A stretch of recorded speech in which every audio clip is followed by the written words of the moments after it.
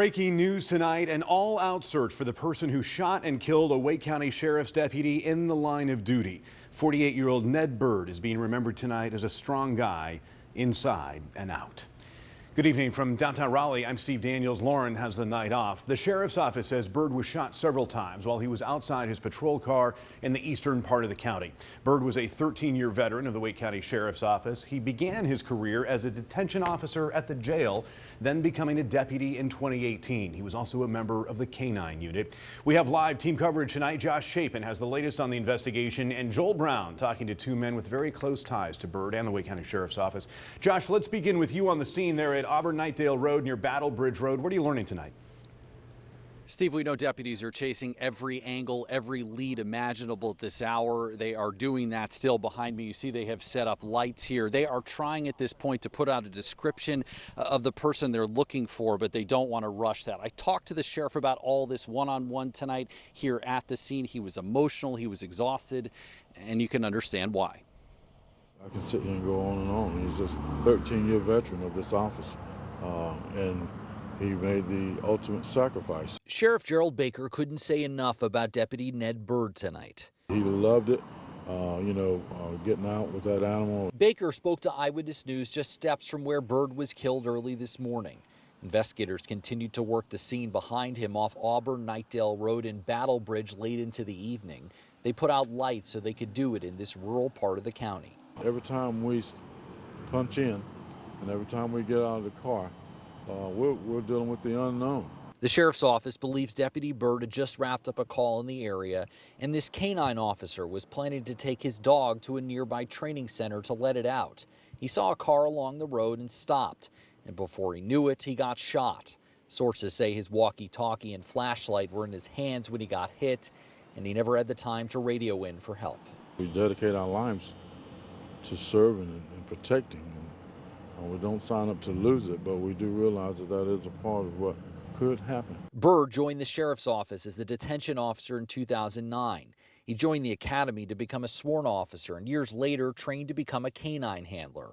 He was also known in the mixed martial arts community in Cary as a, quote, strong guy both inside and out. Sheriff Baker saying much the same tonight as he called out whoever was behind this. Anyone who has made a decision or makes a decision to harm anyone, including law enforcement, you have to answer for those things. You have to answer for those things. Sources tell us that Deputy Bryd was shot twice in the chest, 3 times in the head, which is just horrible to learn about. Baker was so grateful for all the calls and the emails and the texts that he got, not only from the governor and the attorney general, but neighboring law enforcement partners. We also saw the Granville County Sheriff out here himself helping to hold this scene. As soon as we do get a description of who the person is that they're looking for, we'll blast it out at abc11.com. Steve? Yeah, we know there's dash cam video and surveillance video from a nearby convenience store. We're hoping that will yield some clues that could be helpful in finding the person who shot Deputy Bryd. Josh, thank you. Let's turn to Joel Brown now, who talked to two men who work closely with Bryd, and these men are talking a lot these days about ways to end the violence. Joel?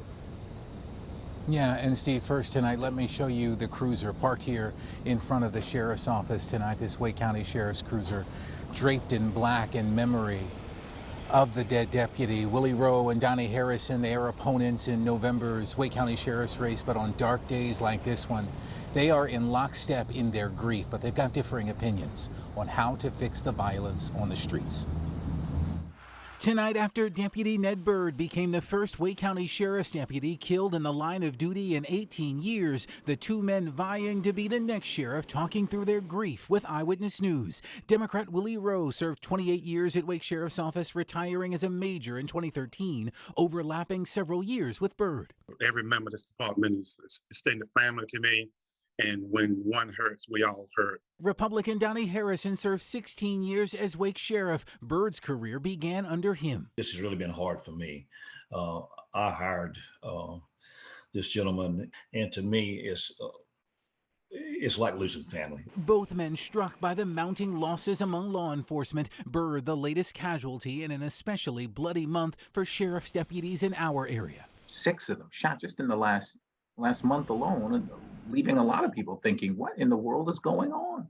Including me. Like I say, I've never seen anything like this in my life. It's a dangerous community.